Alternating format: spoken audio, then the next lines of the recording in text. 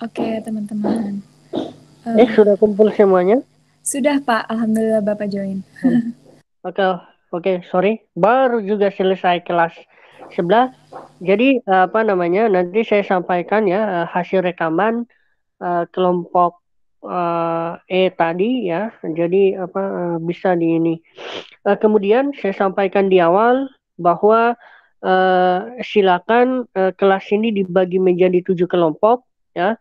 7 kelompok yang akan melakukan presentasi pasca UTS. Apa bedanya dengan presentasi yang sebelum-sebelum UTS?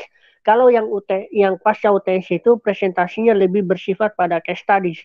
Jadi kita mencoba untuk mensimulasikan teori-teori keamanan yang kita pelajari selama pertemuan ke-1 sampai pertemuan ke-7.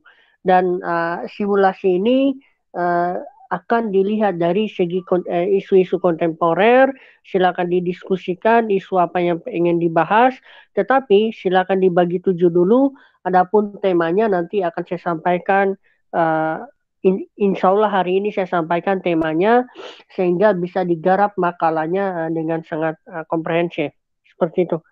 Untuk kelompok 7, silakan bukan kelompok 7, yang bagian dapat yang ke-7 silakan untuk menyampaikan materinya.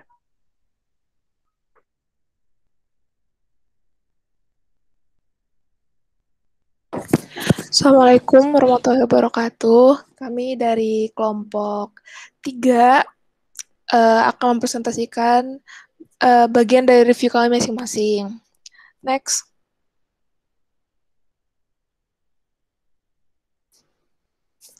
Oke, yang pertama itu ada civilian protection atau perlindungan warga sipil.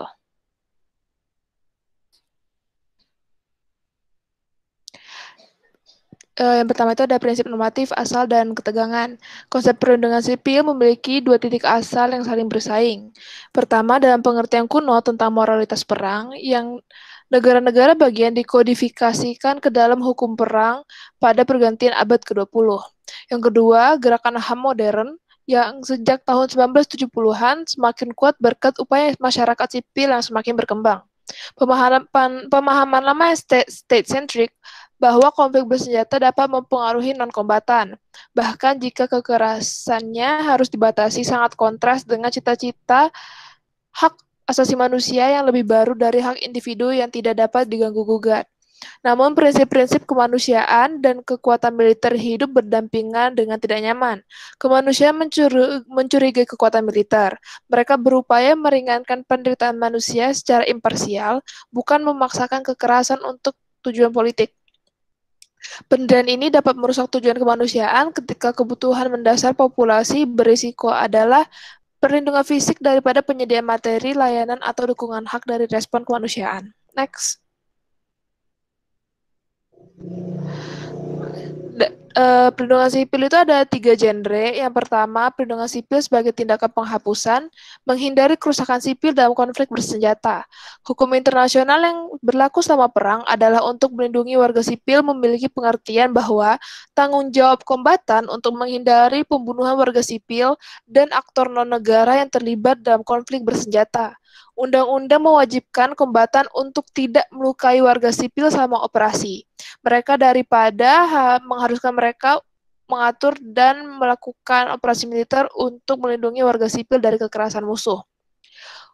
Hukum HAM internasional membentuk tindakan pasukan militer dalam keadaan di mana angkatan bersenjata berusaha untuk menegakkan norma dan hukum dengan mengimbang tindakan selama konflik bersenjata internal atau internasional yang menyebabkan kerusakan tambahan yang tidak diinginkan selama tindakan tersebut mematuhi aturan HHI.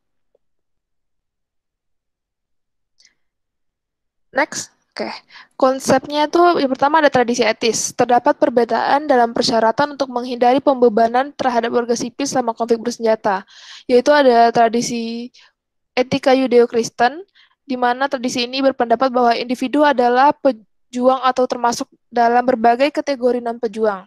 Dalam tradisi ini, satu-satunya target yang sah adalah kombatan dan mampu menimbulkan kerugian. Yang kedua, itu ada etika just war.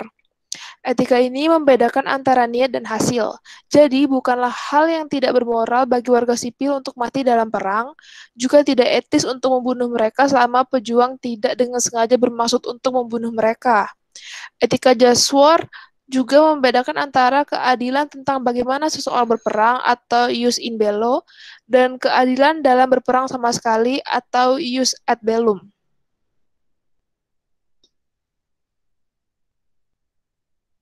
Next.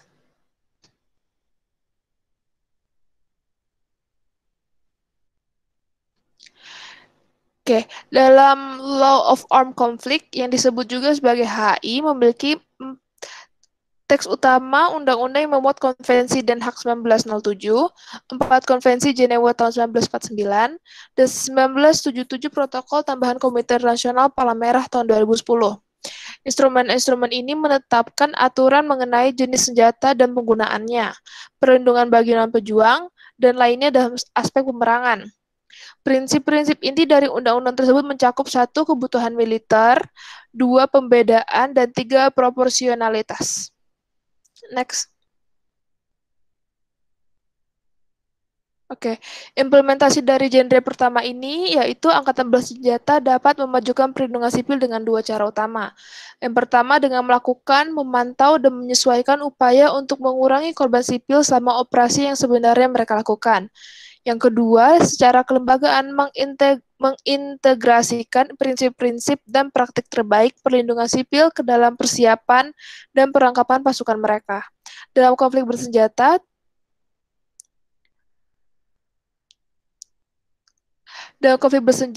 tujuan dan sifat operasi militer, kemampuan teknologi yang terlibat, tindakan musuh, dan niat kombatan semuanya membentuk hasil bagi warga sipil. Selain itu, tingkat perubahan yang lebih dalam adalah kelembagaan, berkaitan dengan bagaimana angkatan bersenjata merencanakan, mengatur, melengkapi, dan melatih untuk menghindari kerugian sipil dalam operasi di masa depan. Next. Genre kedua itu ada penjaga perdamaian dan perlindungan warga sipil.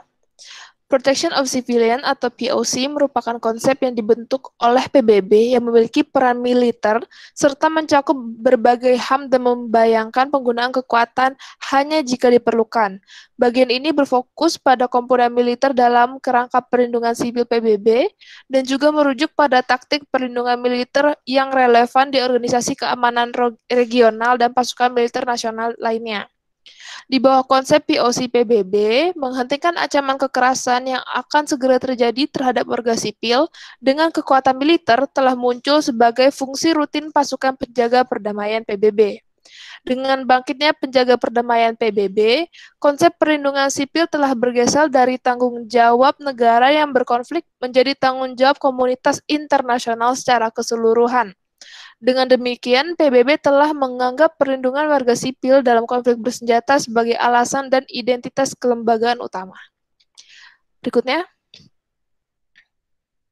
Oke, implementasi dari genre kedua ini yaitu penjaga perdamaian PBB didorong ke dalam taktik militer perlindungan sipil oleh kekhawatiran yang meluas tentang kekerasan yang sedang berlangsung terhadap warga sipil dan oleh keinginan di antara negara anggota bahwa PBB harus tetap relevan di saat konflik. DKPBB mulai mengarahkan agar penjaga perdamaian melindungi warga sipil di bawah ancaman kekerasan fisik yang akan segera terjadi. Terdapat 12 operasi penjaga perdamaian PBB yang telah diberi mandat POC dan sebagian besar telah mengizinkan penggunaan semua cara untuk melindungi warga sipil di bawah ancaman kekerasan fisik yang akan segera terjadi. Namun, NATO memiliki pandangan yang berbeda dengan PBB tentang perlindungan sipil lebih erat ditambah dengan operasi militer intensitas yang tinggi. NATO tidak menggunakan bahasa POC PBB, tetapi doktrin NATO mengakui utilitas kegiatan militer tradisional untuk tujuan itu, terutama dalam pemeliharaan perdamaian. Uni Eropa juga menganggap perlindungan sipil berpotensi membutuhkan penggunaan kekuatan. Uni Afrika di sisi lain memiliki rancangan pedoman untuk perlindungan warga sipil yang mencerminkan definisi luas PBB, tetapi Uni Afrika belum sepenuhnya mengintegrasikan pendekatan ini dalam perencanaan misi. Oke, genre terakhir yaitu strategi perlindungan sipil dan tanggung jawab melindungi. Intervensi strategis untuk melindungi warga sipil kontroversial karena berbagai alasan, termasuk potensi pelanggaran kedaulatan, potensi bahwa bahasa kemanusiaan dapat menutupi motivasi lain untuk intervensi, dan kesulitan yang melekat untuk memastikan konsistensi antara sarana operasional dan ujung strategis. Intervensi militer untuk melindungi warga sipil dapat dianggap sebagai bagian dari norma yang muncul dari Responsibility to Protect atau R2P. Ini pada dasarnya adalah gagasan bahwa negara berdaulat memiliki tanggung jawab terhadap warga negara mereka. Sehingga doktrin R2P berpendapat bahwa komunitas internasional memiliki tanggung jawab untuk bertindak untuk melindungi warga negara tersebut dari jenis bahaya tertentu. Konsep R2P juga menekankan keinginan langkah-langkah pencegahan seperti diplomasi dan sanksi sosial ekonomi, dan menganggap penggunaan kekuatan sebagai upaya terakhir untuk memastikan perlindungan sipil. Next. Oke, implementasinya dari genre ini yaitu terdapat beberapa tantangan yang timbul selama intervensi militer untuk melindungi warga sipil. Yang pertama, keragaman pilihan operasional mengenai cara melindungi. Bertentangan dengan beberapa persepsi, perlindungan tidak secara otomatis memerlukan perubahan rezim. Namun salah satu kekhawatiran dalam melindungi warga sipil adalah cara yang dapat diterima untuk mengoperasionalkan perlindungan sipil atau menempatkan secara berbeda apakah misi perlindungan sipil menuntut cara yang berbeda untuk menggunakan kekuatan. Yang kedua, kontradiksi yang melekat pada mempertaruhkan nyawa warga sipil sebagai kerusakan jaminan sebagai kekuatan bertindak untuk melindungi kehidupan sipil. Komunitas internasional dan negara-negara anggotanya harus memulai upaya untuk mengartikulasikan harapan atau pedoman untuk operasi yang berjuang untuk melindungi warga sipil. R2P atau sebaliknya, karena pada saat yang sama, intervensi yang kurang menuntut mungkin kurang efektif atau menyebabkan lebih banyak kerusakan bagi warga sipil daripada opsi lain. Yang ketiga, ambang batas kekerasan yang dapat membenarkan penggunaan kekuatan. Ada trade-off yang sangat besar antara menunggu situasi berkembang dan membangun kemauan politik untuk tindakan militer di satu sisi, dan bertindak sebelum perlunya tindakan menjadi jelas di sisi lain. Jadi bertindak terlambat bisa menakutkan secara militan tetapi lebih dapat diterima secara politik. Bertindak lebih awal mungkin lebih layak secara militan tapi penuh dengan politik. Yang terakhir, kelangsungan pencegahan versus respon terhadap kekerasan massal. Ada kesenjangan besar antara tindakan militer yang diperlukan untuk intervensi strategis dan integrasi tugas POC ke dalam operasi perdamaian. Bahkan ketika PBB dan negara-negara penyumbang pasukan bekerja untuk meningkatkan keterampilan dan pelatihan sebagai bagian dari upaya reformasi POC yang sedang berlangsung, pernyataan Majelis Umum PBB awal mencerminkan kekhawatiran negara-negara anggota tentang ketergantungan berlebihan pada cara militer dengan mengorbankan alat lain dan godaan untuk menanggapi setelah fakta kejahatan terhadap warga sipil daripada mencegah mereka. Sekian dari review bab 12. Selanjutnya akan dilanjutkan oleh teman saya. Oke, Sebentar selanjutnya. ya, begini. Jadi memang ada ya sebagian negara yang mencoba melakukan humanitarian intervention ini. Jadi dengan alasan kemanusiaan, kemudian beberapa negara ini melakukan intervensi sebagai bentuk komitmen untuk terbebas dari adanya kegiatan-kegiatan yang berbasis pada konfliktual. Nah, ini pernah terjadi di beberapa negara seperti Irak, kemudian seperti Libya, dan lain-lain. R2P sendiri sebagai sebuah bentuk intervensi memang tipis ya, menyatakan bahwa ini adalah sebuah kajian yang berpotensi kemanusiaan, tetapi memang biasanya ada kepentingan lain. Makanya tadi disampaikan seperti itu. Makanya ada beberapa negara yang menjual perang, istilahnya itu selling just war, untuk melakukan atau masuk di negara lain. Satu-satunya yang bisa melakukan intervensi tanpa izin kan adanya ICRC. Tetapi intervensi yang berbasis pada sivilian ini memang berpotensi lebih tinggi tingkat politiknya daripada kemanusiaannya. Karena toh sebenarnya dengan melakukan intervensi, apalagi menggunakan kekuatan militer, itu justru sama saja dengan aktivitas yang dilakukan dalam konteks domestik. Silakan dilanjutkan.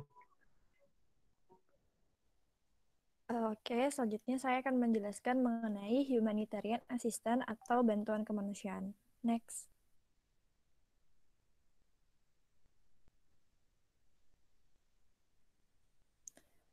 Oke.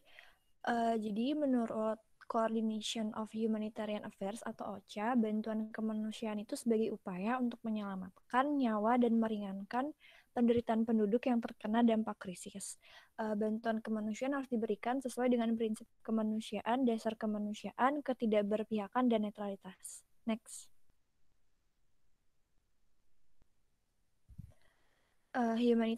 Humanitarianism, Security, and Politics. Jadi, saat ini banyak aksi yang membawa label kemanusiaan yang berkaitan dengan ketidakamanan dan dengan membawa kepentingan politik, sehingga bentuk dari bantuan kemanusiaan sendiri itu masih diperdebatkan.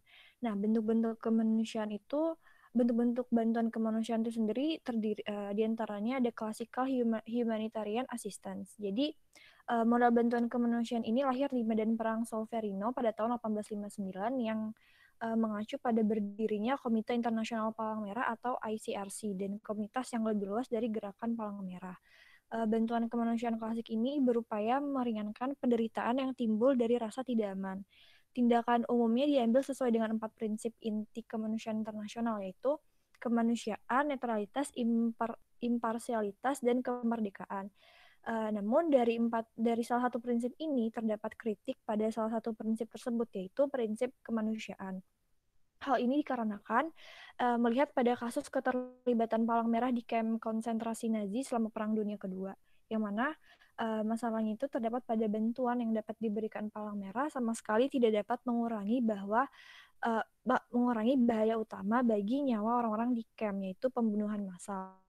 Sehingga tercatat bahwa Palang Merah di atas segalanya bersalah karena tidak memperhitungkan fakta bahwa gagasan tentang kemanusiaan telah dihapuskan. Next. Oke, selanjutnya ada military humanitarian intervention. Jadi menurut Holzgrave, humanitarian intervention ini ancaman atau penggunaan kekuatan lintas batas negara oleh satu negara atau sekelompok negara yang bertujuan untuk mencegah atau mengakhiri pelanggaran luas dan berat terhadap hak asasi manusia individu selain warga negara sendiri tanpa izin negara yang di dalamnya kekuatan teritorialnya diterapkan. Jadi definisi OCHA menyatakan bahwa PBB berusaha untuk memberikan bantuan kemanusiaan dengan menghormati kedaulatan negara sepenuhnya. Namun beberapa juga mulai menganggap bahwa humanitarianisme yang lebih kuat kadang-kadang diperlukan, yang mana mengarah pada munculnya intervensi kemanusiaan sebagai elemen penting dalam perangkat keamanan global. Namun intervensi militer ini juga tentu memiliki banyak kritik, yaitu intervensi militer ini dianggap melanggar kedaulatan satu negara karena mengingat aksi militer ini dilakukan tanpa izin dari negara yang ingin diintervensi, sehingga tidak terjadinya kesepakatan antara dua belah pihak yang membuat kedaulatan negara tersebut dilanggar. Dan juga gagasan membunuh untuk menyelamatkan juga tidak sesuai dengan arti bantuan kemanusiaan itu sendiri. Bahkan tindakan intervensi kemanusiaan militer pun sangat memungkinkan malah bertambahnya korban jiwa dan kerusakan lingkungan. Dan selanjutnya itu ada the responsibility to protect atau R2P. Jadi dikatakan bahwa dalam R2P ini kemanusiaan dan kebijakan keamanan global bisa dibilang saling terkait erat. Jadi responsibility to protect ini adalah sebuah prinsip di dalam hubungan internasional yang bertujuan untuk mencegah pemusnahan massal, kejahatan perang, pembersihan etnis, dan kejahatan terhadap kemanusiaan. Prinsip ini menyatakan bahwa setiap negara memiliki tanggung jawab untuk melindungi rakyatnya dari 4 jenis kejahatan tersebut. Oleh karena dan R2P ini dirumuskan atas dasar adanya intervensi kemanusiaan atau hak untuk campur tangan yang bertindak tidak bertanggung jawab. Oleh karena itu, R2P memiliki kerangka kerja yang mana akan selalu ada agen yang bertanggung jawab. Pertama-tama, tentu saja negara tuan rumahnya. Namun jika negara negara tersebut tidak mampu atau tidak memiliki kemauan untuk melindungi rakyatnya, maka menjadi tanggung jawab komunitas internasional untuk melakukan intervensi dalam rangka menyelamatkan masyarakat dari pemusnahan massal dan juga dari berbagai kejahatan kemanusiaan lainnya.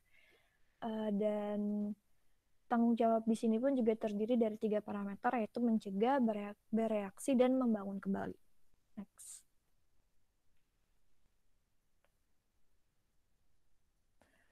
Oke, selanjutnya itu ada securing humanitarian space. Nah, pertama ada types of humanitarian space. Jadi ruang kemanusiaan itu berfungsi untuk menggambarkan dan memagari aksi kemanusiaan dalam konteks internasional. Wagner mengaitkan frasa ruang kemanusiaan itu sendiri dengan Ronnie Brauman yang mendefinisikannya sebagai ruang kebebasan di mana kita bebas mengevaluasi kebutuhan, bebas memantau distribusi dan penggunaan barang bantuan, dan bebas berdialog dengan orang. Dan selanjutnya ada humanitarians in peril. Jadi banyak orang kemanusiaan merasa bahwa bantuan kemanusiaan justru telah membahayakan mereka. Mereka khawatir bahwa mereka telah terancam karena identitas mereka sebagai pemberi bantuan yang netral akan dibawa oleh keterlibatan aktor militer dan politik. Jadi seperti yang disebutkan sebelumnya, bantuan kemanusiaan saat ini rata-rata tidak sesuai dengan arti kemanusiaan itu sendiri. Justru bantuan kemanusiaan yang bersifat militer ataupun politik lebih membahayakan karena malah menimbulkan korban jiwa yang lebih banyak. Next. Oke, yang terakhir itu ada humanitarians in power. Jadi disebutkan bahwa bantuan kemanusiaan itu sebagai mekanisme pemerintahan. Jadi kemanusiaan sendiri itu memiliki peran kunci dalam menggambarkan krisis dan dalam menangani kesadaran kita akan penderitaan. Sehingga kemanusiaan ini memiliki peran yang kuat dalam mempengaruhi ekonomi politik kepedulian kemanusiaan. Oleh karena itulah kenapa kemanusiaan itu disebutkan memiliki power dalam negara. Nah, kesimpulan sendiri yang bisa saya dapatkan itu yaitu bantuan kemanusiaan hingga saat ini tuh banyak diperdebatkan karena bentuk bantuan kemanusiaan sangat ini sebagian besar tidak sesuai dengan arti bantuan kemanusiaan itu sendiri. Banyak yang memakai label kemanusiaan namun dengan tujuan politik di dalamnya. Sehingga tujuan yang sebenarnya bukan karena hak asasi manusia namun karena kepentingan yang lainnya. Dan muncul juga ruang kemanusiaan yang mana dalam ruang tersebut bebas memberi bantuan kemanusiaan dalam bentuk apapun dan secara bersamaan juga membuat kemanusiaan dalam bahaya dan memiliki power untuk mempengaruhi ekonomi dan politik. Sekian dari saya. Selanjutnya akan dijelaskan oleh teman saya. Terima kasih. Oke, sekarang masuk ke chapter 14, di mana saya akan menjelaskan review tentang the evolution of international peacekeeping. Next.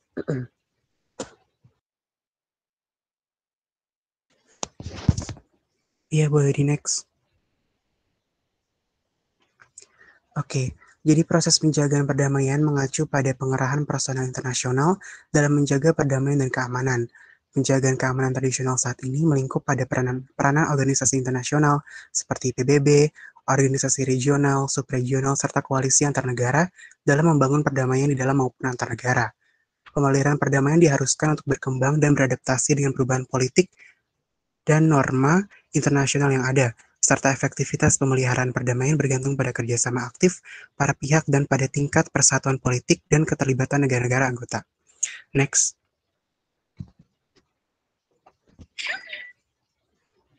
Lalu kemudian ada the evolution of international peacekeeping. Jadi penjagaan perdamaian PBB ini dimulai pada tahun 1948 dengan keputusan Dewan Keamanan untuk mengerahkan pengamat militer tak bersenjata untuk memantau gencatan senjata yang terjadi antara negara baru Israel dan tetangga Arabnya. Misi kecil serupa didirikan untuk memantau gencatan senjata antara India dan Pakistan di wilayah sengketa Kashmir. Penjaga perdamaian bersenjata dikerahkan untuk pertama kalinya selama krisis Suez 1956 untuk mengawasi penghentian permusuhan dan penarikan pasukan Perancis, Inggris, dan Israel dari wilayah Mesir. Pengalaman awal ini menetapkan kerangka kerja untuk apa yang sering disebut sebagai pemeliharaan perdamaian tradisional. Nah, pada awalnya, tugas penjaga perdamaian ini hanya terbatas pada observasi, pemantauan, dan pelaporan gencatan senjata, dan mendukung pengaturan verifikasi yang telah disepakati. Dalam konteks ini, persetujuan para pihak, ketidakberpihakan penjaga perdamaian internasional, dan tidak menggunakan kekuatan kecuali dalam pertahanan diri menjadi prinsip-prinsip yang menentukan awal pemeliharaan perdamaian.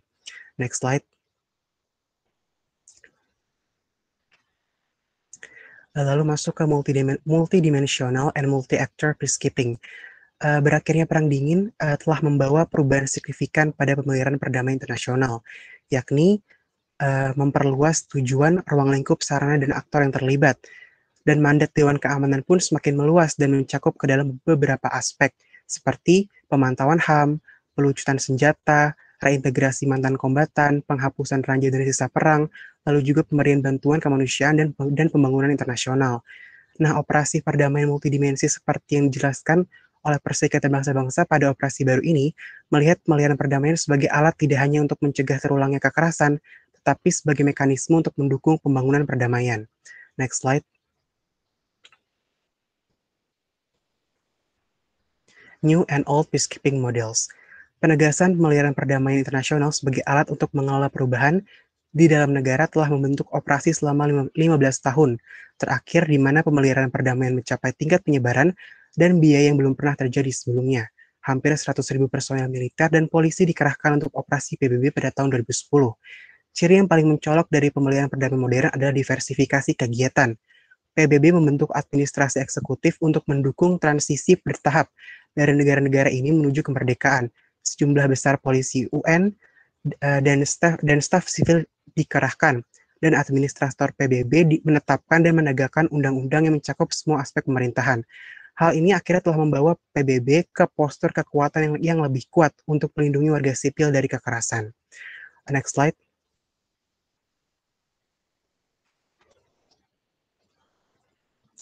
Lalu ada Current Implementation Challenge. Jadi ada beberapa tantangan dalam penjagaan perdamaian saat ini, yakni yang pertama ada relatif kurangnya perhatian yang diberikan pada pandangan negara serta masyarakat di mana penjaga perdamaian internasional itu berada. Lalu juga adanya rusaknya legitimasi perdamaian yang dibangun oleh PBB karena tindakan pelecehan seksual, eksploitasi SD secara ilegal, korupsi, dan penganiayaan terhadap warga negara, sehingga semakin melemahkan dukungan untuk kehadiran penjagaan perdamaian. Lalu juga banyak badan kemanusiaan memiliki keprihatinan yang kuat bahwa sebenarnya kehadiran pasukan penjagaan perdamaian bersenjata dapat merusak keamanan warga negara, baik oleh perilaku mereka sendiri atau oleh potensi kelompok pemberontak yang menggunakan kekerasan terhadap pasukan penjaga perdamaian. Lalu yang terakhir, masih kurangnya penerapan prinsip perlindungan yang seragam. Next slide. Lalu kemudian ada partnership, seperti cara yang dilakukan PBB, Afrika, Uni Eropa, dan ad hoc intervensi penjaga perdamaian koalisi dirancang dan dilaksanakan berbeda-beda di setiap konteks. Sampai batas tertentu, hal ini disambut baik karena mencerminkan kepentingan negara dan konteks politik tertentu di mana pasukan penjaga perdamaian dikerahkan. Operasi NATO dan UE mendominasi di Balkan, misi African Union fokus di Afrika, dan koalisi negara mempertahankan pengamatan di sepanjang perbatasan Israel. Lalu yang kedua ada NATO telah mengembangkan pendekatan komprehensif untuk operasi manajemen krisis termasuk pengembangan kemampuan sipil. Uni Eropa memiliki pendekatan komprehensif yang serupa, tetapi belum menerapkan operasi multidimensional. Uni Afrika dan entitas subregional Afrika telah mencontoh pengembangan kemampuan pada operasi perdamaian multidimensi PBB. Bahkan ketika Perserikatan Bangsa-Bangsa berjuang untuk menemukan sumber daya yang diperlukan dalam operasi perdamaian. Lalu yang terakhir, ada organisasi regional yang terus menyoroti pengetahuan komparatif, namun belum berusaha mengembangkan pendekatan khusus wilayah untuk pemeliharaan perdamaian. Baik atau buruk, penjagaan perdamaian PBB masih tetap menjadi pemimpin pengetahuan dalam pemberian perdamaian internasional. Next slide. Lalu ada kesimpulan yang dapat saya ambil.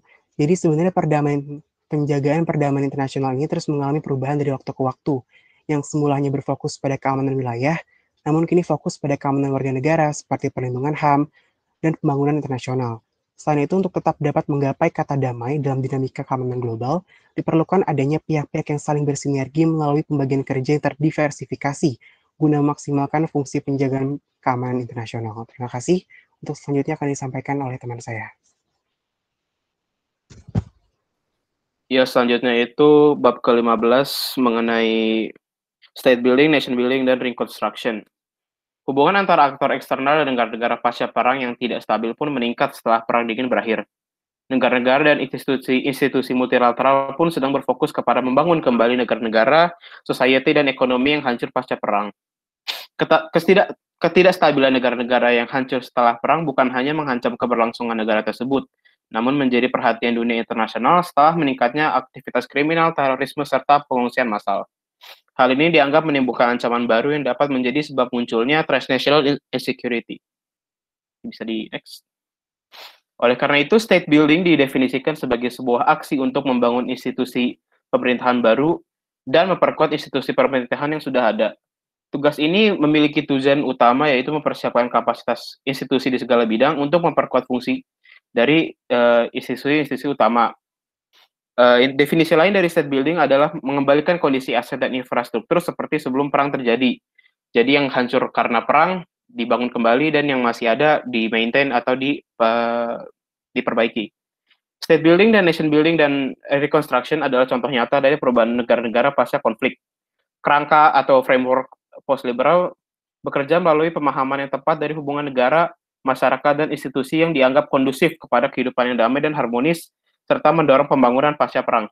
Next. Tentu saja dalam proses state building ini ada banyak dilema, kontradiksi, dan salah satunya adalah mengenai konsep kedaulatan. Konsep kedaulatan di sini diperlukan untuk memahami aksi aktor-aktor eksternal yang bersifat tergolong intrusif. Namun pada kasus ini, aktor-aktor eksternal bergerak demi kepentingan masyarakat setempat, yang dimaksud adalah masyarakat yang negara-negara yang mengenai efek pasca perang. Oleh karena itu bisa dianggap sebagai contoh dari positive sovereignty, walaupun seperti yang sudah dijelaskan sama rekan saya tadi, dianggap intrusif karena tidak melalui izin dari negara-negara yang diintervensi tersebut. Kemudian konsep legitimasi dan akuntabilitas yang sering digunakan untuk mendapatkan dividen dan bantuan lainnya untuk mendukung proyek-proyek state building mereka. Konsep legitimasi dan akuntabilitas ini sering digunakan bersamaan dengan hybrid dan post-liberalism untuk menjadi alternatif dari framework kerja liberal yang sering dipakai. Kesimpulannya adalah banyaknya aktor dan dinamika-dinamika lain dalam proses state building dan hambatannya dalam dunia internasional mengakibatkan munculnya masukan-masukan yang belum tentu sesuai atau sering disebut input incongruence, karena banyaknya intervensi, banyaknya input yang diterima oleh sebuah negara itu menjadi sebuah teka-teki tersendiri, yaitu manakah langkah yang benar yang harus diambil. Kurang lebih sih seperti itu untuk bab 15. Terima kasih, selanjutnya akan dijelaskan oleh rekan saya. Ya, sekarang masuk ke chapter 16, bisa di next.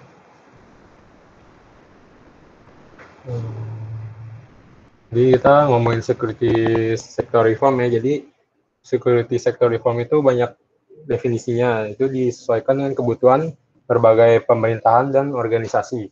Definisi ini sebagian besar berasal dari Organisasi untuk Economic Cooperation and Development atau disingkat OECD. Development Assistance Committees atau disingkat DAC yang dibangun di atas 4 pilar. Yang pertama, mengembangkan kerangka kelembagaan yang jelas untuk menyediakan keamanan integrasi kebijakan keamanan dan pembangunan dan mencakup semua aktor yang relevan dan fokus pada kelompok rentan, seperti perempuan, anak-anak, dan kelompok minoritas. Yang kedua, itu memperkuat tata kelola dan pengawasan kelembaga keamanan. Yang ketiga, membangun pasukan keamanan yang cakep, profesional yang bertanggung jawab pada sipil otoritas dan terbuka untuk berdialog dengan organisasi masyarakat sipil dan mempromosikan keberlanjutan penyelenggaraan layanan keadilan dan keamanan. Bisa di next.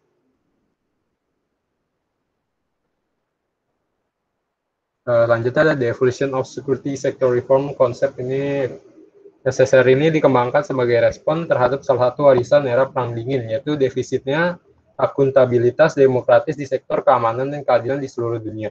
Ketiadaan akuntabilitas demokratis telah menjadi penyebab utama ketidakamanan di atas semuanya itu warga termiskin di dunia.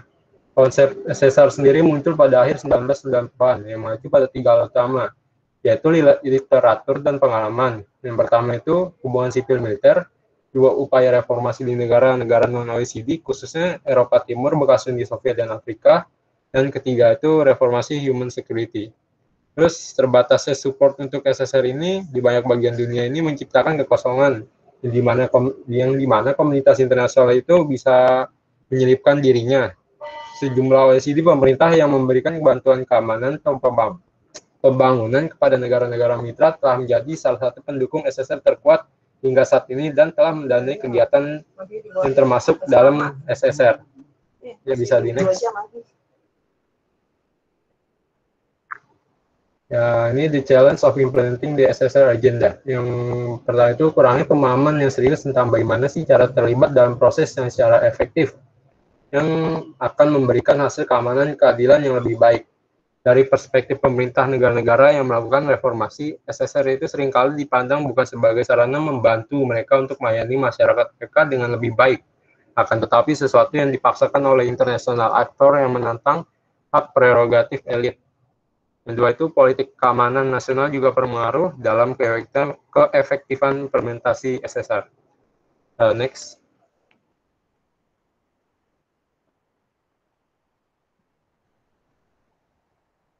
Ini international political and security climate. Penekanannya pada kontraterorisme di beberapa negara OECD ini telah menempatkan itu SSR di bawah tekanan yang cukup besar. Apalagi semenjak 2001 yang dimana Amerika mengumumkan War on Terror menunjukkan bahwa penekanan pada kontraterorisme dapat mengarahkan kepentingan negara-negara miskin untuk digabungkan dengan kepentingan negara-negara kaya, sehingga kebutuhan keamanan penduduk negara-negara miskin dan mungkin juga negara-negara miskin itu sendiri tidak akan terpenuhi. Negara-negara itu sendiri dapat dianggap memendam unsur-unsur politik yang mungkin menjadi ancaman bagi negara-negara barat yang akhirnya mendapat perhatian paling besar. Next.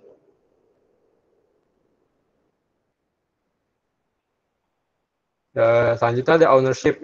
Ownership ini melibatkan semua pemangku kepentingan nasional yang relevan, pemerintah dan non-pemerintah, mendapatkan sponsor yang mendukung kegiatan keamanan dan keadilan telah terbukti menjadi sangat menantang, terutama dalam situasi yang rapuh dan terpengaruh konflik di mana komunitas internasional telah banyak menekankan pada promosi SSR itu sendiri.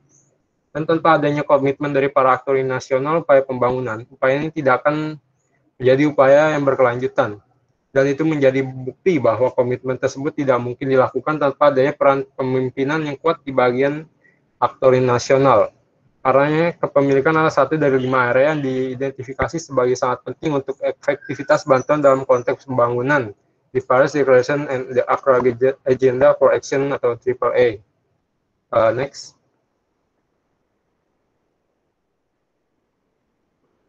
Selanjutnya ada Politics of Security Sector Reform. Ini pengambil keputusan ini menghadapi tantangan politik, kebijakan organisasi, dan pengiriman yang serupa di bidang keamanan dan keadilan bagi mereka yang berada di bidang pembangunan lainnya. Namun SSR itu umumnya lebih bersifat politik dan maka dengan itu dianggap lebih beresiko daripada sosial ekonomi tradisional intervensi pembangunan. Instrumen keamanan dan keadilan seperti militer atau sistem hukum dapat digunakan untuk memaksa atau menegakkan keputusan dengan segera dan dapat berdampak pada hubungan kekuasaan, distribusi kekuasaan, dan kemungkinan stabilitas negara itu sendiri. Selain itu juga, aturan main politik di banyak tempat yang rentan dan terpengaruh konflik di situasi cenderung akan berubah-ubah. Akibatnya, lingkungan politik dapat berubah dalam waktu yang relatif singkat dan seringkali sangat sulit untuk menyetujui tentang suatu kebijakan. Next.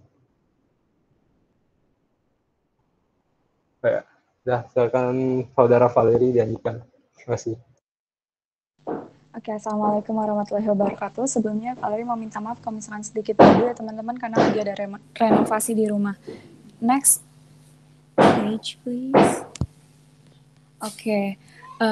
Chapter 17 itu bertemakan diplomacy and mediation. Di sini kita buka dengan dua pengertian ya, dua scholars yang memberikan pengertian terhadap diplomasi. Yang pertama itu diplomasi sebagai penerapan kecerdasan dan kebijaksanaan untuk melakukan hubungan resmi antara pemerintah negara merdeka. Lalu ada juga ada scholar yang memiliki pengertian bahwa diplomasi merupakan cara terbaik yang dibuat oleh peradaban untuk mencegah hubungan internasional diatur oleh kekuatan saja. Seperti yang kita tahu ya teman-teman, karena sistem internasional yang anarkis, tidak ada payung kepemimpinan di sana. Jadi diplomasi itu merupakan cara terbaik gitu loh untuk mencegah bahwa hubungan internasional tuh nggak diatur oleh power saja gitu.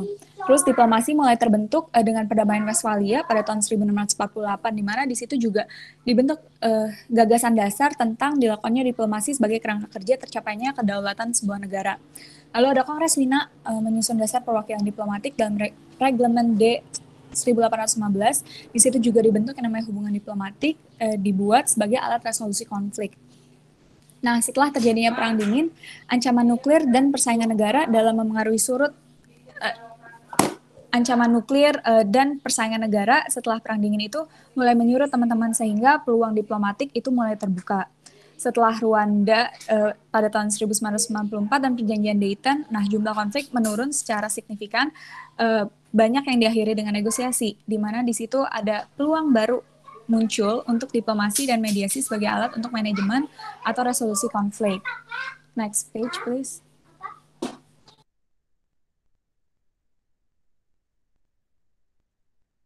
Oke, kita masuk ke subbab yang pertama, yaitu isu-isu apa aja sih yang ada setelah Perang Dingin gitu, masalah pasca Perang Dingin gitu ya.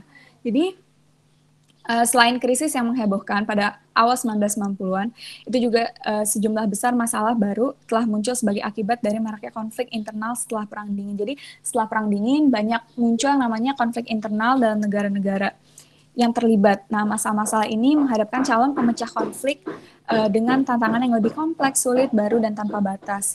Nah, apa aja sih isu-isunya? Di antaranya yang pertama itu ketegangan antara akuntabilitas dan perdamaian. Nah, di sini dibentuklah di dunia itu dibentuklah yang namanya Mahkamah Pidana Internasional atau ICC pada tahun 2002 yang merupakan tonggak penting dalam mengejar yang namanya akuntabilitas dan keadilan. Namun kehadiran ICC itu tidak mengakhiri debat yang berlangsung selama 2 dekade tentang bagaimana sih merekonsiliasi tujuan perdamaian dan keadilan yang sama berharganya. Yang muncul ketika pihak-pihak yang berkonflik hanya akan setuju untuk berdamai jika mereka dijamin mendapat kekebalan dan penuntutan. Dengan pembentukan ICC ini menjadi jauh lebih sulit teman-teman untuk yang namanya seorang oktokrat yang kejam itu melakukan yang namanya pencemaran gitu, melakukan yang namanya penyelewengan gitu loh. Jadi ICC ini sebagai yang tadi gitu loh, tonggak penting dalam mengejar akuntabilitas dan keadilan sebuah negara. Kita lanjut yang kedua, yaitu isu yang kedua adalah berurusan dengan masa lalu. Nah, akar konflik internal seperti yang tadi udah dijelaskan, terutama jika kelompok etnis berada dalam konfrontasi dapat mengakar dalam, dan jika mereka tidak diproses dengan baik, mereka dapat menjadi korban setelahnya. Di sisi lain, beberapa orang berpendapat bahwa lebih baik gitu loh, lebih baik untuk yang namanya membiarkan masa lalu, tapi juga ada orang yang berpendapat bahwa bahwa konflik internal ini menjadi luka. Kan konflik internal itu masalah pasca Perang Dingin itu menjadi sebuah luka gitu kan di sebuah negara. Nah, ini tuh ada yang mau berdamai, ada juga yang enggak. Nah, itu juga menjadi salah satu isu setelah hadirnya Perang Dingin gitu. Kita lanjut ke poin yang ketiga, yaitu mengelola keragaman di era fragmentasi negara. Di sini, dalam menghadapi perselisihan etnis atau sumber perpecahan internal lainnya, kecenderungan sistem Westphalia yang berpusat pada negara telah mendorong negara untuk mengelola masalah mereka dengan cara mempromosikan koeksistensi dan menghindari perpecahan negara. Jadi di bawah piagam PBB, hak untuk menentukan nasib sendiri itu diatur dalam konteks dekolonisasi. Nah, pada masa dekolonisasi itu, upaya untuk menarik kembali perbatasan dan mendatangkan bencana itu ternyata justru menunda kemerdekaan. Sehingga dalam mengelola keragaman ini,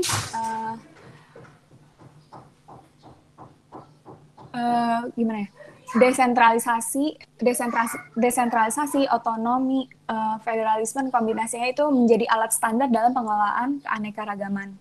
Kita lanjut ke poin yang selanjutnya, yaitu membuat perdamaian berkelanjutan setelah konflik yang mengganggu.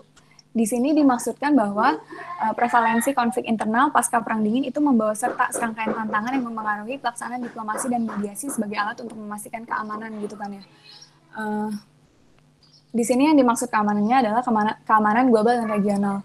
Nah, setelah konflik internasional, angkatan bersenjata, kalau misalkan ada angkatan bersenjata yang mundur, itu justru lebih mengurangi yang namanya kemunculan kembali gitu loh konflik yang ada gitu. Oleh karena itu di sini ada peran mediator teman-teman, ada peran dari seorang mediator yang mencoba menyelesaikan konflik internal. Nah mediator ini bertindak sebagai pihak ketiga gitu loh dalam dua negara yang berkonflik, di mana mediator ini harus merencanakan dan membuka jalan implementasi gimana ya, pembentukan mekanisme di mana mekanisme ini adalah untuk menyelesaikan penyelesaian perselisihan di masa depan gitu. Lalu lanjut ke poin yang selanjutnya, itu mengelola transisi yang kompleks dan berlapis-lapis. Jadi keragaman tugas yang harus dilakukan setelah konflik memerlukan spektrum yang lebih spesialis ya, seperti yang tadi dijelaskan bahwa setelah pasca perang dingin masalah itu lebih kompleks gitu ya teman-teman. Masalah yang dihadapi sebuah negara itu lebih kompleks, terlebih dengan adanya konflik internal gitu loh dalam negaranya sendiri. Nah di sini PBB itu sebentar. Nah, di sini biasanya negara-negara tuh berharap kepada PBB untuk memimpin operasi yang namanya mengelola transisi gitu loh, dari yang awalnya berkonflik menjadi damai, seperti itu. Lalu, lanjut ke poin berikutnya, berurusan dengan grup yang dilabeli teroris. Pasti tentunya setiap negara memiliki kaum, apa ya, kayak kelompok-kelompok pemberontak gitu ya teman-teman. Nah, seperti yang kita tahu pada 11 September 2001, itu ada perang global melawan teror di Amerika Serikat, di mana ada pemberontakan ya gitu. Nah di situ kelompok Al-Qaeda itu membunuh warga sipil gitu loh, tanpa pandang bulu. Nah di poin ini gitu loh, negara dituntut bagaimana mereka mampu melakukan negosiasi terhadap kelompok-kelompok terorisme ini, seperti itu. Lalu selanjutnya perkembangan calon mediator. Nah, di sini itu PBB sebagai pemain besar itu nggak sendirian teman-teman. Ternyata ada juga organisasi regional yang juga bisa menjadi calon mediator gitu loh.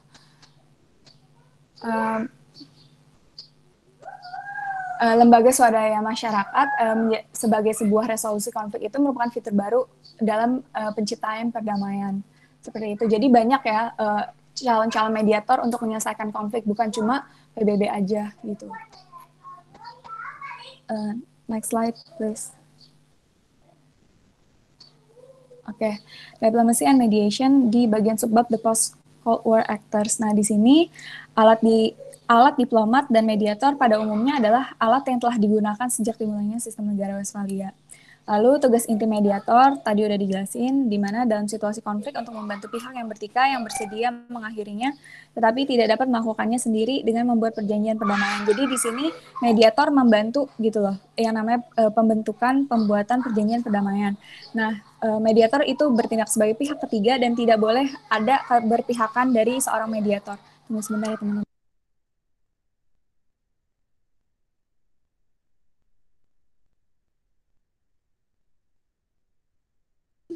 Nah, mediator itu boleh memberi saran atau masukan kepada pihak-pihak yang bertikai, namun tetap berpegang pada tujuan utama, yaitu menyusun persyaratan untuk perjanjian perdamaian yang akan bertahan dalam ujian waktu dan perselisihan di masa depan.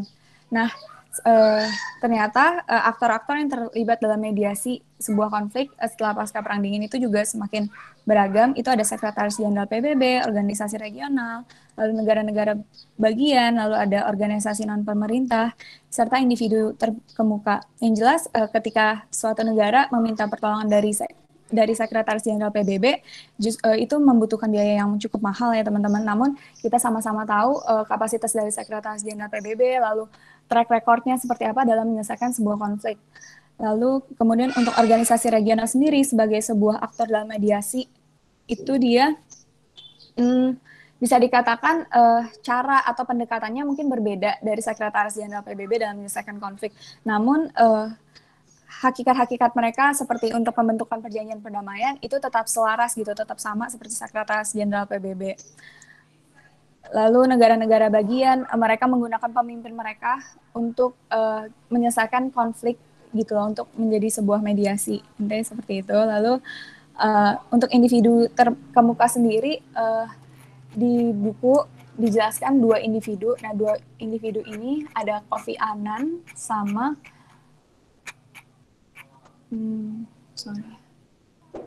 Marty Ahtisaari Ahtisa Ari. Nah, dua aktor ini dia itu berpengalaman gitu loh di PBB, ada yang jadi sekretaris jenderal, ada juga yang jadi pengawas di PBB. Nah, dua aktor terkemuka ini karena memiliki sejarah pekerjaan yang memang berhubungan dengan negara-negara gitu, sehingga mereka memiliki peranan penting gitu loh. Mereka bisa memiliki peranan penting dalam mediasi suatu konflik di dalam negara, seperti itu. Boleh next? Nah, setelah dijelaskan tadi dua fenomena pasca terjadinya Perang Dingin, yaitu tantangan yang lebih kompleks bagi pembawa kedamaian atau peacemaker, seperti mengurusi konflik internal, lalu konflik internal seperti keterbatasan dan berdialog dengan kelompok terlarang, dan adanya pertumbuhan jumlah aktor yang ingin berperan dalam pembuatan perjanjian perdamaian, muncul nih fenomena ketiga usai Perang Dingin. Itu di mana Institut Perdamaian Amerika Serikat menerbitkan Rewiring Regional Security in Fragmental World. Di sini itu berupa tinjauan komprehensif tentang manajemen konflik di tingkat global dan regional oleh berbagai penulis ensiklopedia, di mana para editor mengidentifikasi pola baru perilaku internasional kooperatif yang menggabungkan kemampuan manajemen konflik di tingkat regional dan global yang dapat memberikan model yang sesuai untuk manajemen konflik global di abad ke-21 untuk menghadapi ancaman yang menghancurkan perdamaian. Nah, fenomena ketiga ini disebut yang namanya Collective Conflict Management atau CCM. Nah, fenomena dengan tidak adanya pusat organisasi atau aturan jalan universal yang terlibat. Lebih tepatnya, strategi improvisasi aksi kolektif yang bersifat informal, improvisasi ad hoc, dan oportunistik. Nah, para editor Rewired hanya mengidentifikasikan manajemen konflik kolektif sebagai tren yang muncul. Mereka tidak menganjurkan sebagai pendekatan pilihan untuk mencapai perdamaian. Jadi muncul gitu loh cara untuk mencapai perdamaian selanjutnya melalui CCM itu. Next slide, please. Sehingga conclusion-nya, ya diplomasi dan mediasi digunakan sebagai sebuah alat resolusi konflik, banyak mengalami perkembangan dari tingkat yang sederhana menjadi lebih kompleks, sehingga negara atau organisasi internasional itu perlu memperhatikan dinamika internasional yang bergerak semakin dinamis dari waktu ke waktu. Semakin banyaknya aktor yang terlibat dalam pembuatan perjanjian perdamaian ketika dilakukannya mediasi untuk menyelesaikan sebuah konflik, itu menunjukkan semakin bervariasinya kepentingan yang dimiliki oleh berbagai pihak yang terlibat, sehingga mediator harus pintar dalam memposisikan dirinya. Seperti itu, teman-teman. Presentasi bisa dilanjut ke teman saya berikutnya.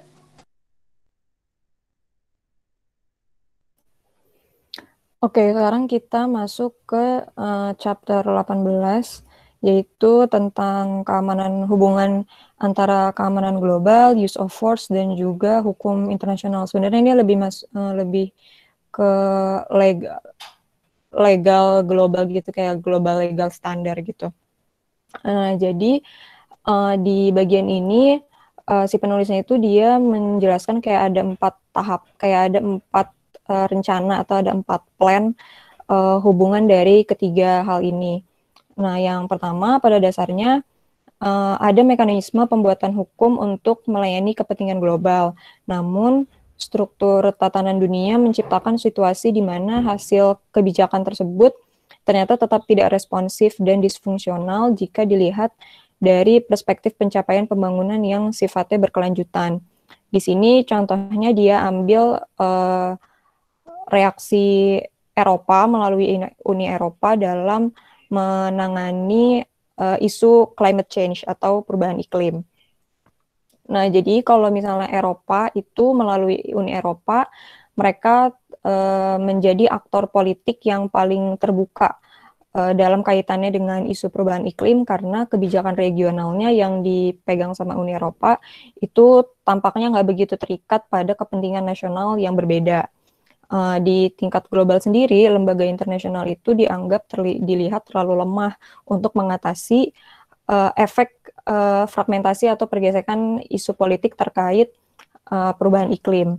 Dan sistemnya bergantung pada hegemon yang dia tanda kutip berbaik hati gitu ya untuk mengatasi adanya defisit otoritas tersebut. Dan hegemon ini perannya dimainkan oleh Amerika Serikat sampai di batas tertentu sampai di paruh terakhir abad ke-20. Tetapi itu ceritanya lain lagi gitu. Kalau misalnya hal ini dibahas dalam isu terkait dengan persenjataan nuklir. Nah, terus menurut para ahli yang ada di bagian chapter 18 ini menjelaskan kalau tatanan negara berdaulat yang sifatnya multipolar itu lebih mampu mendorong hubungan kerjasama dan menjaga ketertiban yang melayani komunitas negara.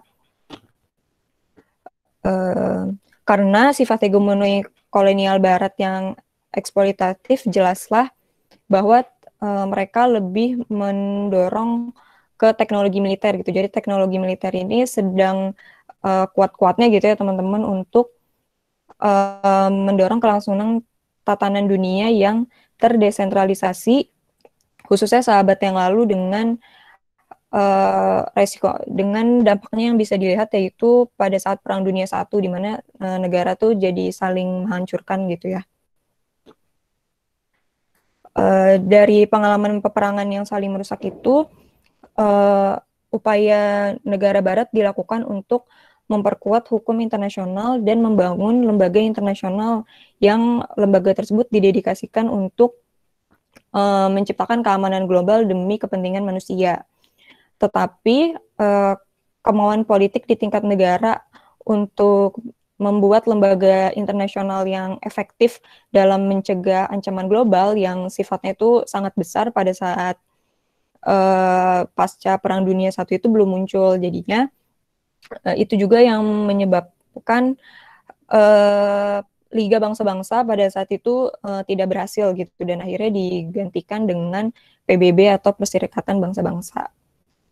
Sebenarnya Liga Bangsa LBB ini juga dia udah keanggotaannya sifatnya udah universal gitu ya, udah mencapai keanggotaan universal, terus juga dia dapat mengatasi adanya kolonialisme, memfasilitasi kebangkitan dan juga pelaksanaan HAM, hak asasi manusia, kemudian memfasilitasi pembangunan ekonomi untuk banyak wilayah di dunia, dan juga membantu untuk mempromosikan penyelesaian konflik secara damai seperti yang tadi sudah dijelaskan oleh Valeri melalui tadi ada diplomasi dan juga mediasi. Tapi pada saat yang sama LBB itu sendiri belum mampu melindungi banyak kelompok yang rentan gitu dari ancaman secara teritorial pemerintahan. Kemudian juga membebaskan negara-negara di dunia dari adanya konflik terkait senjata nuklir dan juga menetapkan kerangka kerja wajib untuk membatasi emisi GRK atau gas rumah kaca. Jadi balik lagi ke isu yang climate change itu. Nah, salah satu solusi yang disampaikan oleh penulis di chapter 18 ini adalah salah satu caranya itu untuk menciptakan atau membuat batasan hukum internasional dengan menegaskan bahwa beberapa ancaman global itu memerlukan adanya mekanisme hukum global atau tadi global legal standard, dan sampai saat ini hukum global itu tuh belum tersedia gitu. Terus masuk ke itu yang plan A, ini yang plan B. Di plan B ini dijelaskan kalau tatanan dunia itu bergantung apa yang dulu disebut sebagai kekuatan besar. Kekuatan besar inilah yang memainkan peran manajerial dengan menggabungkan kepentingan pribadi atau kepentingan nasional negara sekaligus mempromosikan keamanan global. Hal ini tuh dilihat paling nyata dalam kaitannya dengan kepentingan bersama secara global terkait keamanan di daerah laut.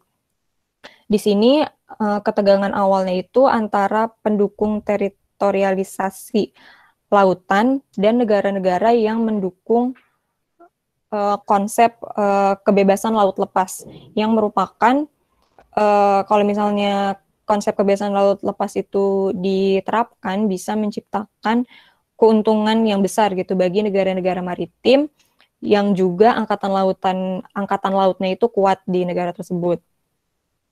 Adanya kepentingan bersama ini cukup kuat untuk menciptakan kondisi yang secara umum dapat ditoleransi oleh kepentingan bersama global hingga saat ini, dan memberikan dukungan pada pandangan bahwa tatanan dunia yang strukturnya itu plural atau multipolar tadi lebih disukai daripada struktur yang yang ada satu yang lebih unggul gitu ya, yang jadinya menimbulkan resiko tirani global dan sejenisnya.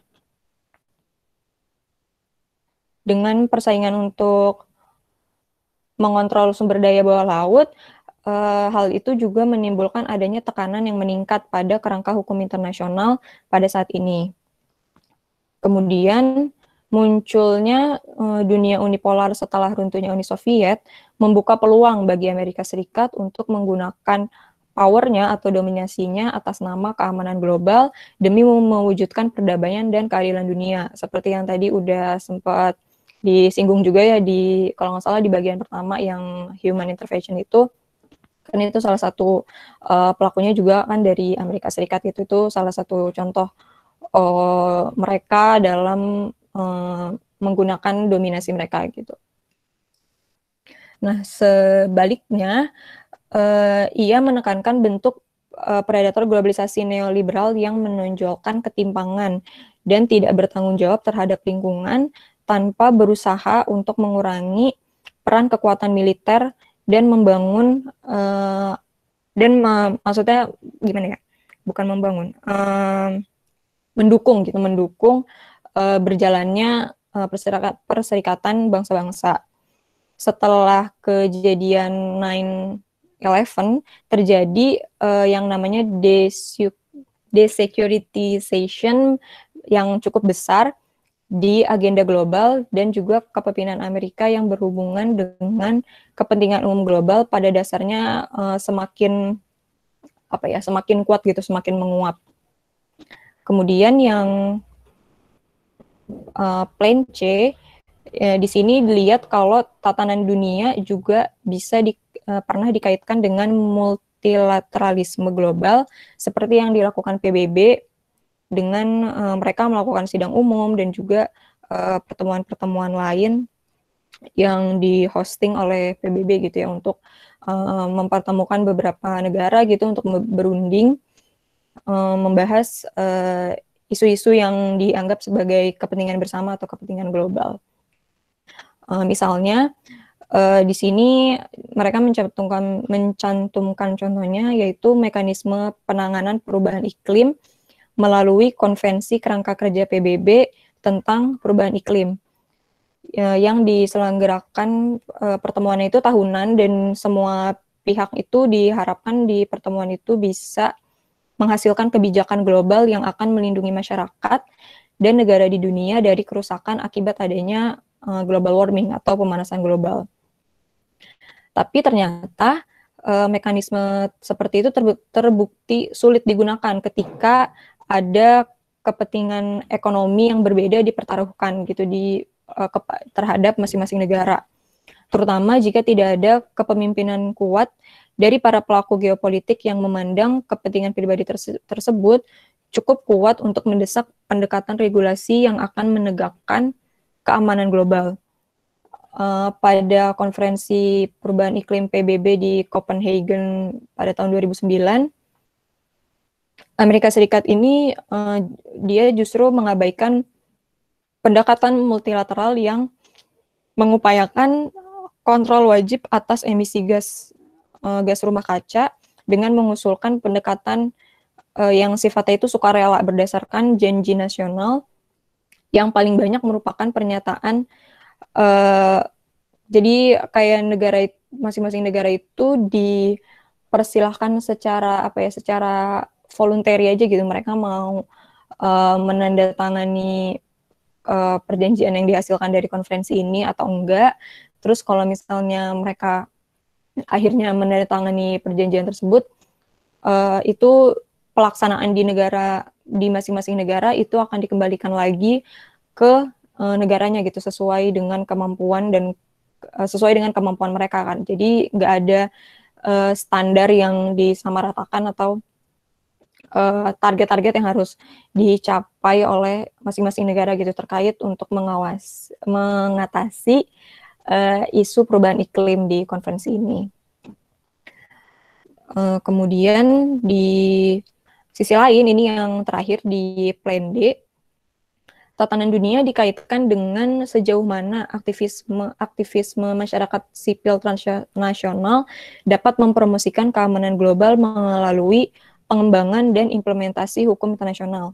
Kalau tadi 3 plan yang sebelumnya itu lebih menekankan ke gimana aktor-aktor negara itu memainkan perannya gitu ya di keamanan global dan juga terkait hukum internasional di yang Plan D ini lebih ditekankan kepada bagaimana ternyata ada gitu loh aktor lain yang bisa mengupayakan terciptanya keamanan global ini, yaitu masyarakat sipil. Tidak diragukan lagi kalau aktivisme masyarakat sipil itu ternyata telah efektif dalam sejumlah konteks gitu, termasuk memberikan tekanan kepada negara yang mendukung pembuatan hukum terkait dengan hak asasi manusia. Terus beberapa bentuk perlindungan terkait lingkungan, terus juga adanya mendorong untuk pembentukan mahkamah pidana internasional.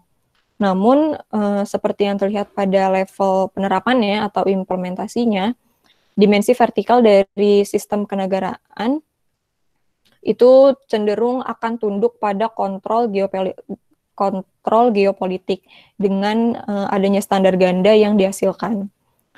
Misalnya, pola pertanggungjawaban kriminal menggambarkan untuk negara-negara non-barat yang dia mungkin seperti negara periferi gitu ya, dia itu akan bisa dibilang tergolong lemah terhadap hukum internasional, jadi dia akan cenderung tunduk gitu ke hukum internasional tersebut.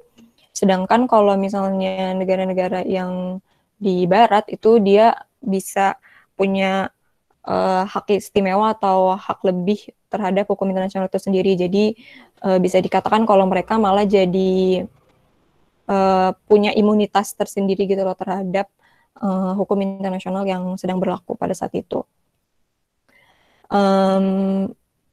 Selanjutnya, masyarakat sipil telah menunjukkan adanya upaya untuk mengatasi kegagalan hukum internasional dalam melindungi kepentingan manusia, tetapi belum memiliki kemampuan yang cukup kuat untuk menghasilkan hukum global yang tanggap terhadap tantangan atau mengubah pemahaman tentang kepentingan nasional di pihak negara dominan.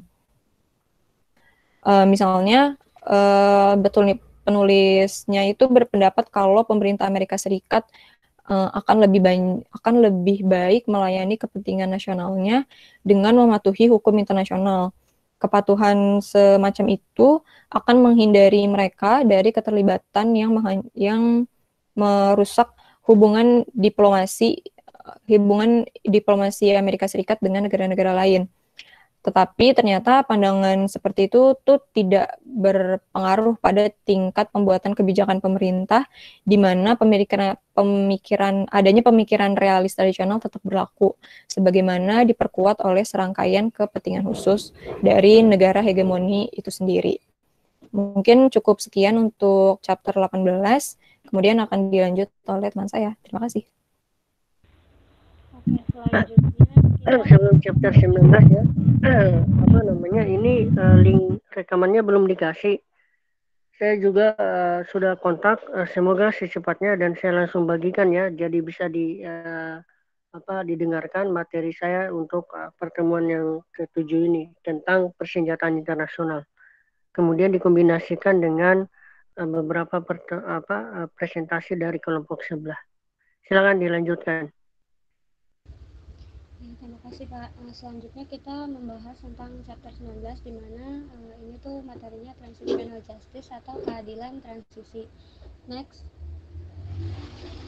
Nah, sebagai perkenalan dari keadilan transisi, jadi keadilan transisi ini diciptakan pada tahun 1991 oleh Rudy Teitel dalam karya ilmiahnya dan dilihat dari sudut pandangnya sebagai penasihat tentang transisi dari juntas militer ke demokrasi di seluruh Amerika. Jadi memang Teitel ini tuh lebih menguraikan lebih dalam bagaimana syarat untuk memajukan konsepsi baru keadilan yang berkaitan dengan periode, di mana fenomena tersebut tuh mencakup berbagai perkembangan di seluruh masyarakat transisi di Amerika Latin, Eropa Timur, dan bekas Uni Soviet, juga sebagian Afrika, yang memang telah menggulingkan kediktatoran militer dan rezim totaliter dan juga maupun yang sedang menjalani proses demokratisasi dan liberalisasi. Nah, adapun karakteristik utama keadilan transisi yaitu ada respon transisi negara dibentuk oleh keadaannya yang khas, lalu ada warisan represi yang diwarisi dari rezim sebelumnya. Lalu juga ada parameter kondisi politik yang terkait dengan transisi itu sendiri. Next.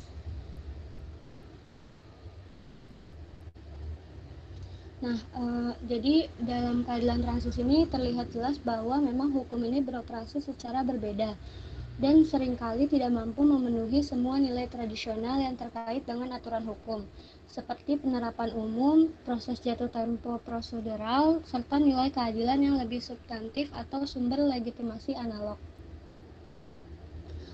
Dalam mengkonsepkan, jadi pada abad 20 akhir itu, keadilan transisi ini tuh sangat berguna dalam membantu mengkonsepkan fenomena yang fokusnya itu pada politik yang beragam. Nah, dalam mengkonsepkannya, keadilan transisi juga memiliki berbagai modalitas di dalamnya, seperti beragam bentuk yang terkait dengan tanggapan transisi dan pencarian keadilan, seperti pembuatan konstitusi dan reformasi kelembagaan, persidangan pidana, komisi kebenaran, juga reparasi.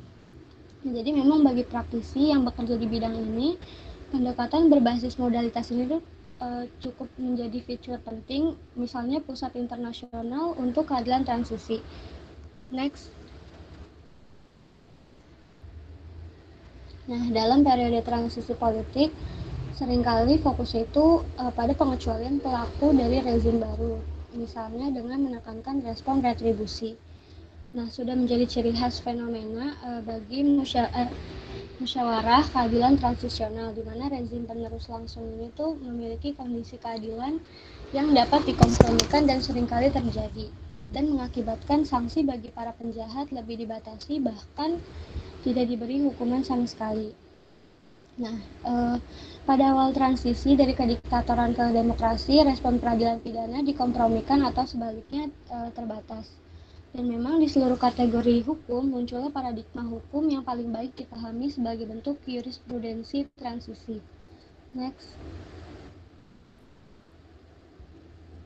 Nah, selanjutnya kita akan masuk kepada evolusi keadilan transisi, di mana memang perubahan besar terjadi, yaitu adalah normalisasi dan legalisasi terkait masalah ini yang sejalan dengan kebangkitan individu sebagai subjek dan agen. Momen pasca Perang Dingin, beberapa bidang di mana telah terjadi perpindahan dalam hukum dan urusan internasional dari perlindungan negara dan fokus pada konflik internasional menjadi konflik internal, transnasional, dan konflik internasional.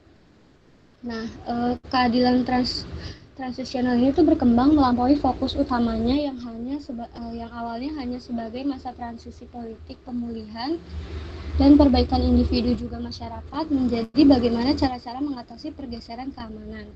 Nah, contohnya tuh perubahan ini tuh dapat dilihat dalam respon terhadap perang di Bosnia, di mana pengadilan internasional dibentuklah Pengadilan Kriminal Internasional untuk bekas Yugoslavia atau biasa dikenal dengan ICTY untuk menangani kebutuhan keamanan internasional. Jadi memang keadilan transisional ini bukan lagi sebagai proyek politik suatu negara, melainkan sudah menjadi proyek internasional. Dengan perubahan ini, keadilan transisional juga berkembang menjadi bidang keilmuan dan praktik, dengan koneksi ke hukum pidana internasional serta hukum perang. Sementara keadilan transisional ini tetap menjadi subjek politik dan juga subjek hukum, seringkali banyak diadili tidak hanya di pengadilan domestik, tetapi juga melalui berbagai lembaga peradilan yang bersifat transnasional, dan pada akhirnya memunculkan hukum transnasional tentang keadilan transisional. Next. Nah, jadi dengan meningkatnya pengawasan proses keadilan transisional oleh struktur peradilan transnasional, dapat dilihat bahwa isu-isu itu sendiri itu sudah mengglobal dan juga seringkali diartikulasikan juga dinegosiasikan dalam kaitannya dengan HAM.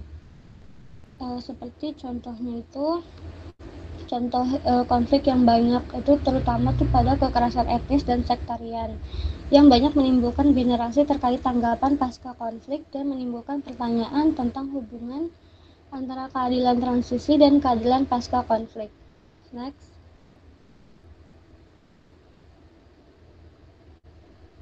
Nah, di dalam evolusi keadilan transisi ini juga ada fase global yang dapat didefinisikan oleh 3 karakter penting.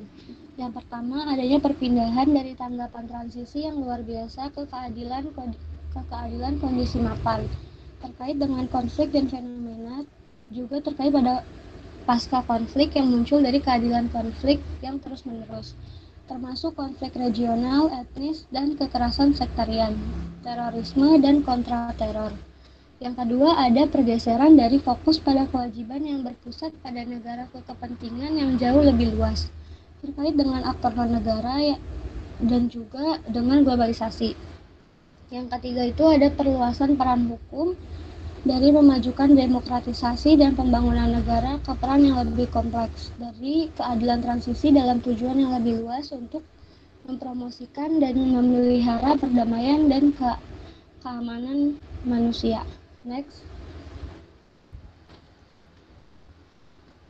Nah, selanjutnya itu ada the justice dilemma and its critic atau dilema keadilan dan juga kritiknya gitu.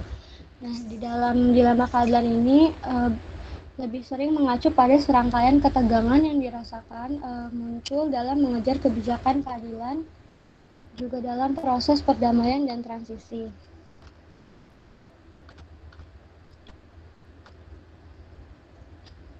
Nah, jadi tuh Samuel Huntington itu memberikan pemeriksaan paling sistematis terhadap dilema keadilan dalam gelombang ketiga demokratisasi yang mempengaruhi 30 negara pada periode 1974 hingga awal 1990-an.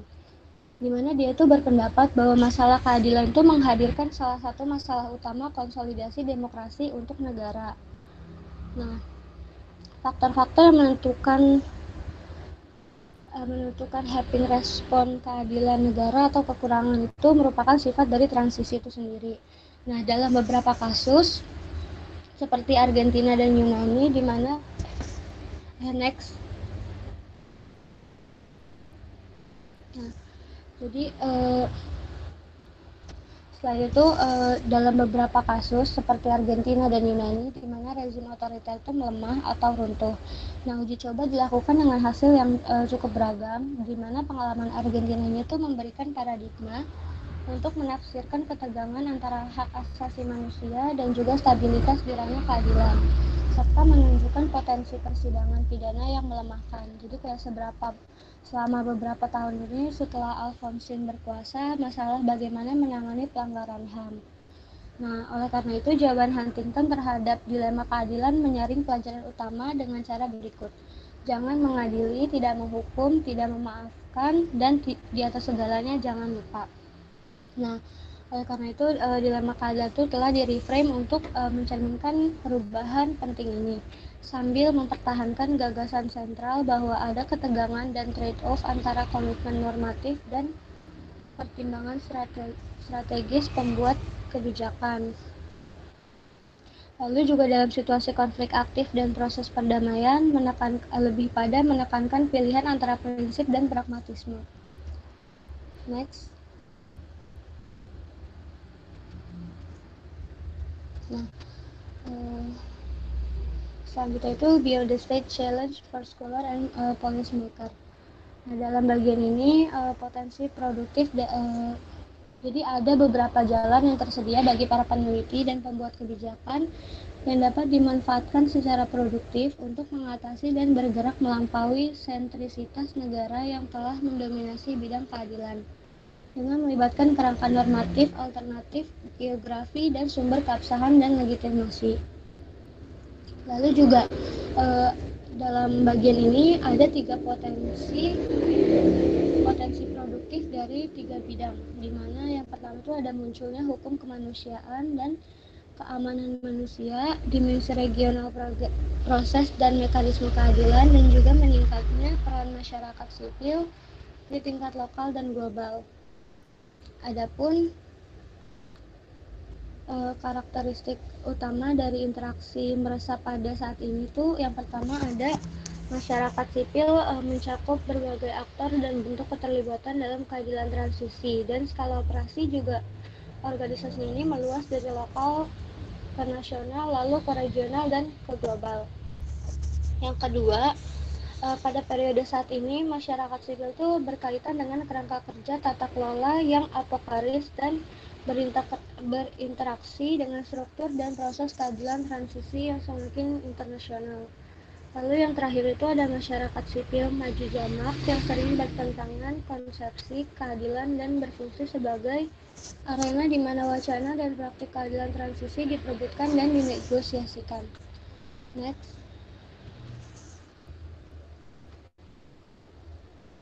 Nah, jadi kesimpulannya, menjamurnya keadilan transisi dalam beberapa dekade terakhir menarik perhatian pada munculnya dinamika dan aktor baru yang memang saat ini tuh membentuk proses keadilan dan hubungan kompleks mereka dengan keamanan, di mana ada karakteristik utama dari keadilan transisi kontemporer yang menunjukkan berbagai konteks yang diperluas, termasuk konflik ongoing masa lalu bersama situasi transisi pasca otoriter juga campuran, dan seringkali aktor swasta yang sering dimakodekan bersama aktor publik dalam proses pembuatan klaim, advokasi, juga adjudikasi. Nah, pada bab ini memang lebih pada menelusuri evolusi keadilan transisi selama 3 dekade terakhir, dari asal-usulnya dalam gelombang ketiga demokratisasi terkait dengan periode perubahan politik yang luar biasa hingga fase global keadilan transisi yang dinormalisasi dan juga berakar saat ini. Nah, makanya terlepas dari banyaknya aktor dan institusi, jelas bahwa dalam konteks keamanan yang berubah dari abad ke-21, kontribusi keadilan transisi ini terhadap keamanan global dinilai berdasarkan komitmen juga proses yang menarik sebanyak mungkin pada norma-norma bersama, serta wacana yang disumbangkan oleh hukum yang berkaitan dengan pengakuan yang bermakna dari penyalahgunaan HAM sebagai dasar yang diperlukan untuk perbaikan sosial. Sekian dari saya kembalikan kepada teman saya.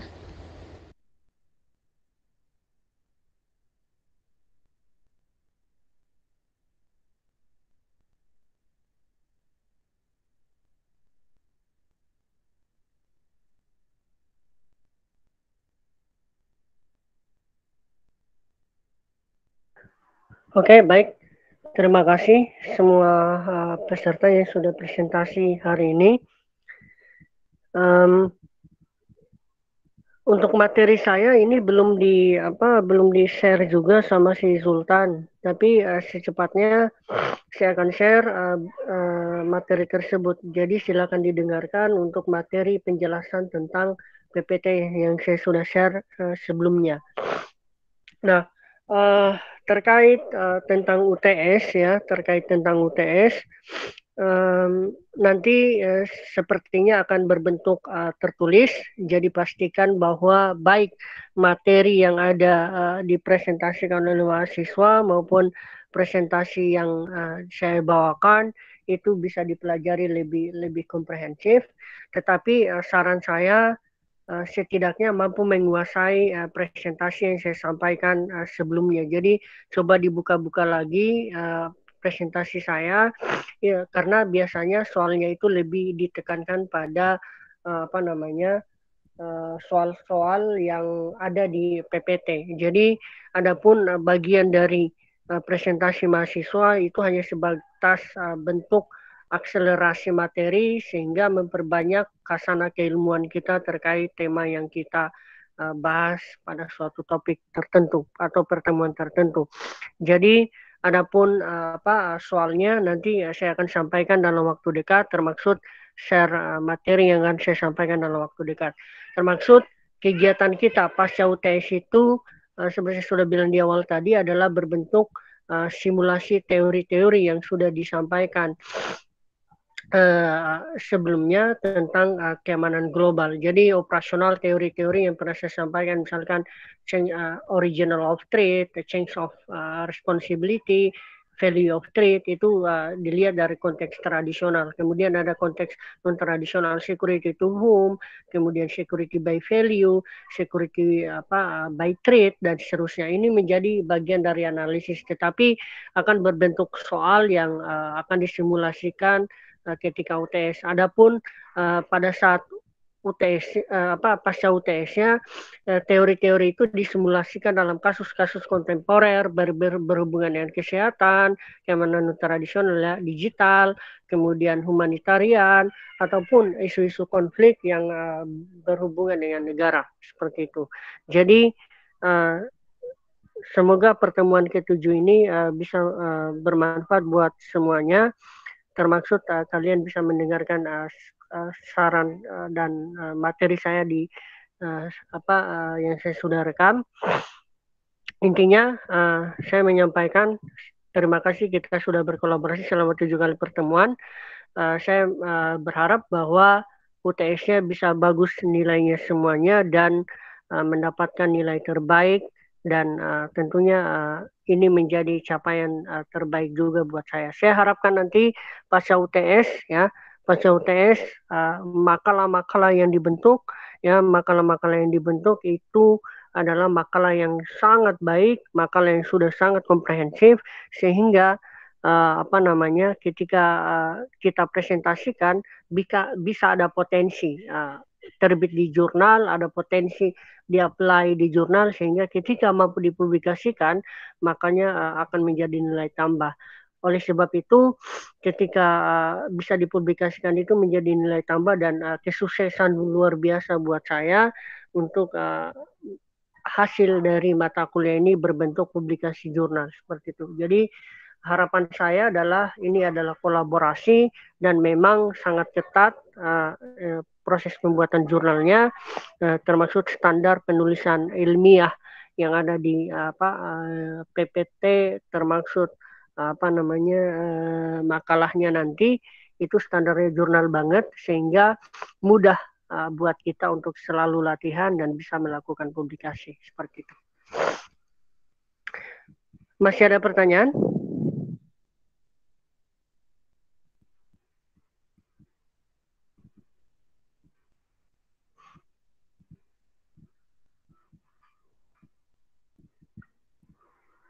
Kalau ada pertanyaan silakan.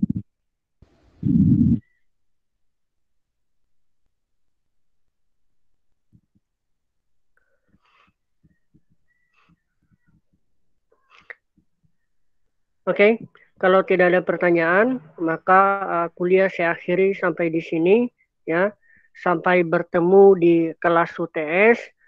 Kemungkinan dalam waktu dekat kita akan sampaikan soalnya seperti apa dan teknis pengerjaannya seperti apa. Kita akan koordinasi dulu sehingga tidak bermanfaat buat mahasiswa dan juga bermanfaat buat dosen untuk mengukur capaian pembelajaran. Saya pikir seperti itu kelas kita hari ini. Materinya akan saya share dalam waktu dekat. Assalamualaikum warahmatullahi wabarakatuh. Waalaikumsalam. Terima kasih, Mas. Selamat siang, Mas. Terima kasih, Mas.